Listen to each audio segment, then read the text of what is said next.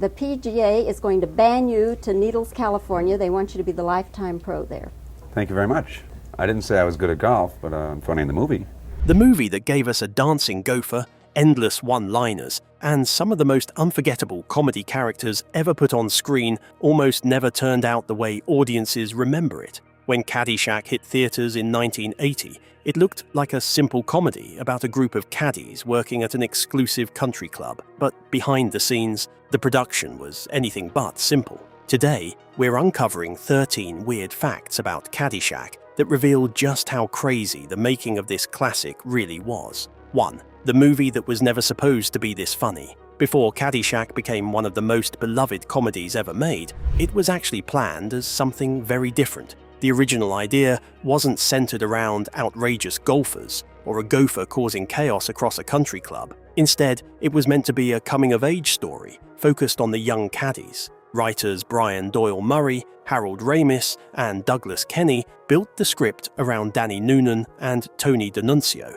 two teenagers trying to navigate summer jobs, social pressures, and the class divide inside an exclusive country club. A lot of the story came from real life. The Murray brothers had worked as caddies themselves while growing up in Illinois, and their brother Ed even won a Chick Evans scholarship, the same award Danny spends the movie chasing. Originally, characters like Ty Webb, Al Chervick, and Carl Spackler were supposed to be side characters who added some comedy along the way. But once filming started, everything changed. The focus slowly shifted away from the teenagers and toward the larger-than-life adult characters. Scenes involving Danny and Maggie were heavily reduced, and the caddies, who were meant to carry the story, gradually took a back seat. Without anyone planning it, the movie transformed into something completely different from what its creators originally envisioned. 2. The star who made the studio say yes. Believe it or not, Caddyshack almost never got made. Orion Pictures liked the concept, but they weren't willing to take a chance on it without a recognizable star attached to the project. The studio wanted someone audiences already knew,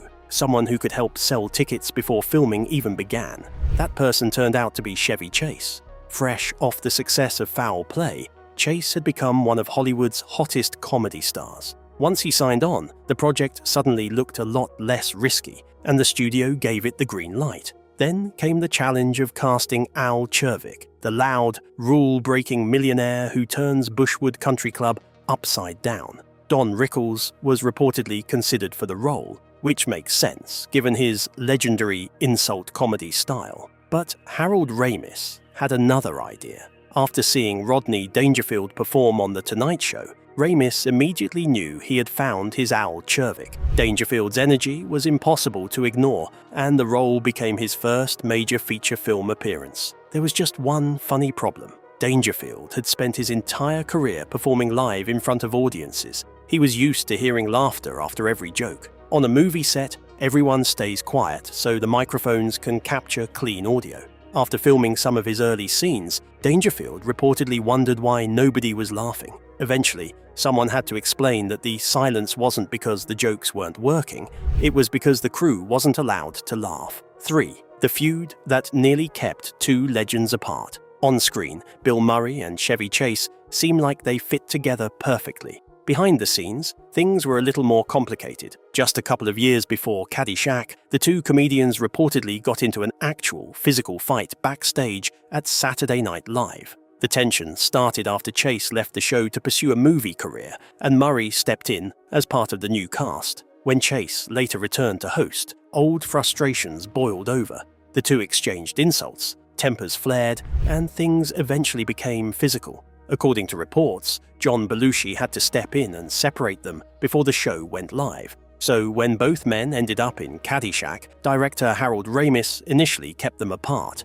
In the original script, Ty Webb and Carl Spackler never even met. Their characters lived in completely separate worlds. But Ramis couldn't resist the opportunity. He realized audiences would probably love seeing two of the funniest performers in America share the screen, so he brought the idea to both actors. The two comedians sat down, tossed around some ideas, and filmed a scene together that very same day. The result became one of the movie's most memorable moments, and if you didn't know about their history, you'd never guess there had ever been bad blood between them. 4. The wildest film set you can imagine. By almost every account, the Caddyshack set was unlike a normal movie production. Filming took place in the fall of 1979 at Rolling Hills Golf Club in Florida, but many cast and crew members later described the experience as feeling more like an endless party than a traditional film shoot. The atmosphere was loose, unpredictable, and often completely chaotic. Stories from the production have become legendary over the years. Illegal substances were openly present, sleep wasn't always a priority, and sticking closely to the script often seemed less important than whatever happened to be entertaining in the moment. At the center of much of that chaos was writer and producer Douglas Kenney. Kenney was one of the brilliant minds behind both National Lampoon and Animal House, but during the making of Caddyshack, he was struggling with serious personal issues. While the carefree atmosphere helped fuel some of the film's creativity, it also masked problems that were growing behind the scenes. Sadly, Kenney died in 1980,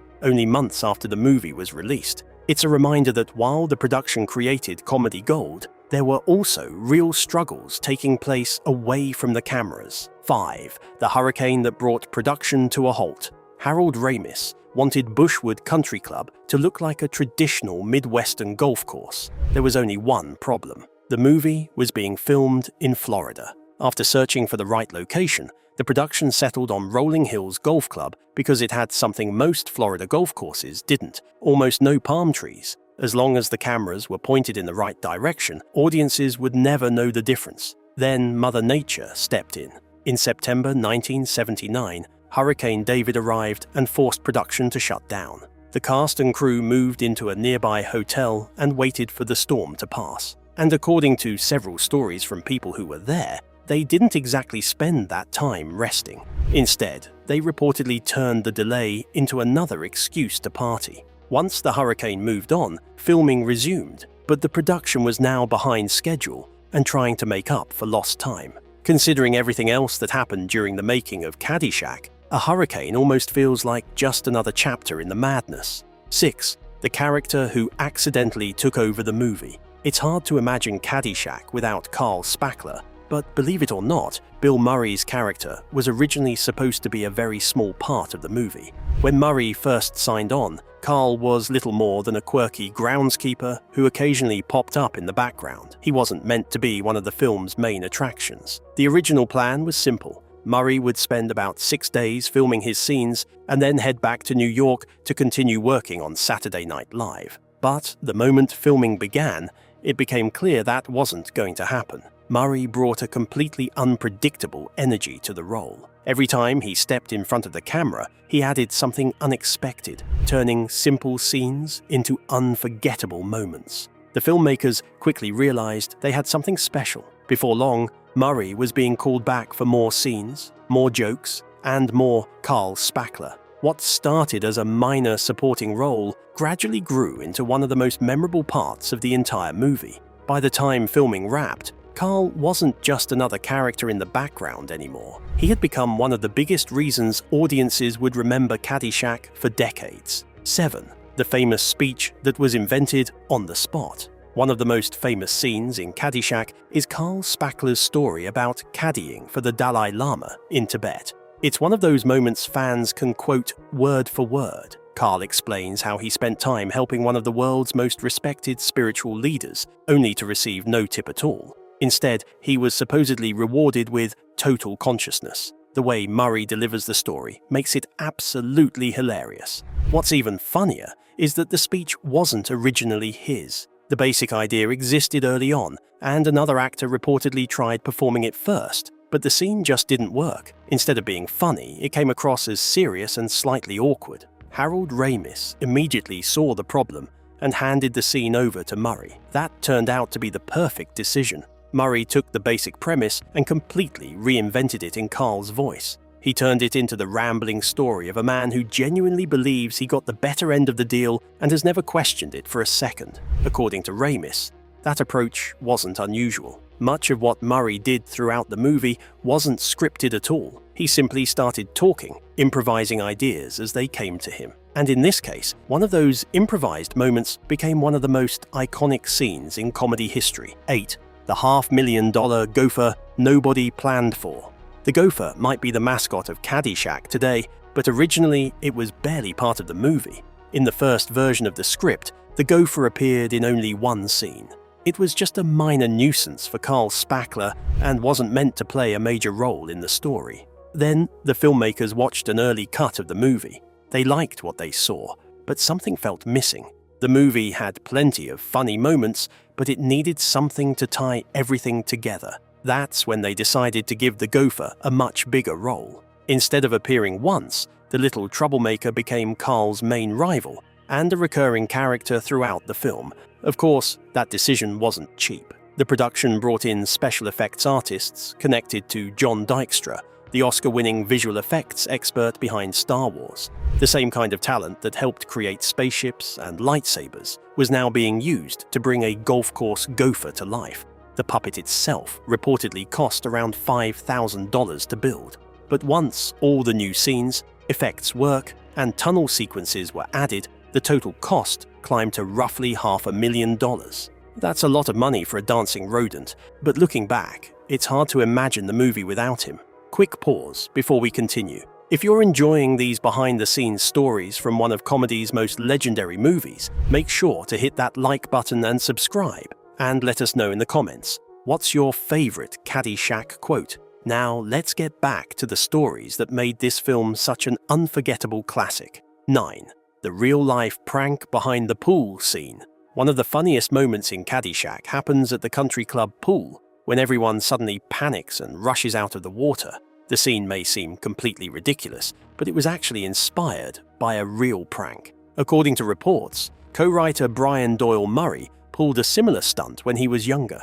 The idea was simple: drop something suspicious into a swimming pool and watch people react. The confusion alone was enough to create instant chaos. For the movie, the object became a Baby Ruth candy bar floating through the water. The joke worked perfectly on screen, but there was one problem. A real Baby Ruth doesn't float. It sinks straight to the bottom. To solve that issue, the filmmakers created a lightweight foam version that looked exactly like the candy bar, but stayed on the surface long enough to get the shot they needed. Then came the famous ending. Right before Bill Murray takes a bite, the prop was swapped out for a real candy bar. Murray casually picked it up and ate it without hesitation. The combination of a real-life prank, clever movie magic, and Murray's fearless delivery helped turn the scene into one of the movie's most memorable moments. 10. The only actor playing by the rules. While most of the cast seemed to thrive on improvisation, one actor approached Caddyshack very differently. That actor was Ted Knight. Before joining the movie, Knight had built a successful career on television, especially through The Mary Tyler Moore Show, where productions followed carefully written scripts and tightly planned performances. That's the world he was used to. Then he arrived on the Caddyshack set. Suddenly, he found himself surrounded by comedians who seemed to be making things up as they went along. Rodney Dangerfield constantly tossed out new jokes. Bill Murray rarely did the same thing twice. Chevy Chase improvised so naturally it looked effortless. Meanwhile, Ted Knight was standing there with his script, trying to stay on track. According to cast members, the difference in styles was obvious. At times, Knight appeared genuinely frustrated by the chaos happening around him. But here's what made his performance so important. He never broke character. No matter what surprises came his way, he stayed committed to Judge Smales. His serious, uptight, and easily offended personality became the perfect target for all the madness happening around him. In many ways, Knight was the anchor that held everything together. Without someone playing it completely straight, all that comedy chaos wouldn't have been nearly as funny. 11. The critics hated it. Audiences couldn't get enough. When Caddyshack first hit theaters, critics weren't exactly impressed. Many reviews described the movie as messy, unfocused, and all over the place. Some felt it didn't have a strong story and seemed more like a collection of comedy sketches than a traditional film. Even some well-known critics pointed out that the plot felt loose and disconnected. To be fair, they weren't completely wrong. The movie had gone through a hurricane delay, constant rewrites, last-minute edits, and countless improvised scenes. By the time it reached theaters, it really was a film stitched together from a lot of different ideas. But audiences didn't seem to care. People weren't showing up for a carefully structured story. They were showing up to watch Bill Murray deliver bizarre monologues, Rodney Dangerfield fire off non-stop jokes, and Chevy Chase casually steal scenes with his effortless charm. Then, something interesting happened. Once the movie arrived on cable television and home video, it found a whole new audience. Instead of watching it once and moving on, people kept coming back to it. The jokes became more familiar, the characters became more lovable, and the quotes started becoming part of everyday conversation. Over time, Caddyshack transformed from a movie critics dismissed into a comedy classic. Years later, the American Film Institute even included it on its list of the funniest American movies ever made.